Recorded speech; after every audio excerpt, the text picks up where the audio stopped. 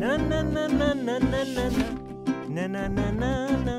কি ব্যাপার রে মন্টি, তোকে দেখে খুব খুশি মনে হচ্ছে। হ্যাঁ বাবা, ভগবান আমার কথা শুনেছেন। আমার কাছে এইমাত্র কাস্টম অফিস থেকে একটা এসএমএস এসেছে। তাতে লেখা আছে যে আমার ফেভারিট ফোনটা কানাডা থেকে দিল্লি এয়ারপোর্টে পৌঁছে গেছে, শুধু কাস্টম ডিউটি পে করতে হবে, তারপর ওনারা আমার ফোনটা বাড়িতে ডেলিভার করে দেবেন। ফোন তাও আবার কানাডা থেকে?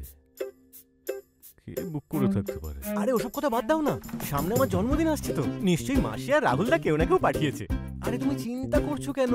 কাস্টম ডিউটির জন্য 12,000 টাকা দাও না প্লিজ। মন্টি বাবা, তোর ফোনটা একবার দে তো। এই নাও বাবা। বাবা, এটা স্ক্যাম। হ্যাঁ, না তো আমাদের কোনো আত্মীয় আর না তো আমি মোবাইল ফোনের কোনো অর্ডার করেছি। আর আসল ব্যাপার হলো, আমাদের ইন্ডিয়ান কাস্টমস না কখনো ইমেল, এসএমএস বা কলের মাধ্যমে কাস্টম ডিউটি পেমেন্টের জন্য কখনো যোগাযোগ করে না। বাবা কি বলছো?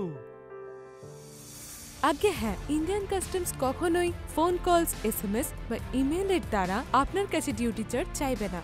ইন্ডিয়ান কাস্টমসের সব কমিউনিকেশনে একটা ডিন নাম্বার থাকে, যেটা www.cbic.gov.in দ্বারা ভেরিফাই করা যায়। সচেতন হন আর এমন প্রতারকদের থেকে সতর্ক থাকুন।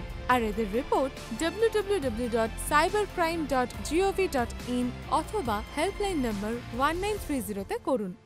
ইন্ডিয়ান কাস্টমস দ্বারা জনস্বার্থে প্রচারিত।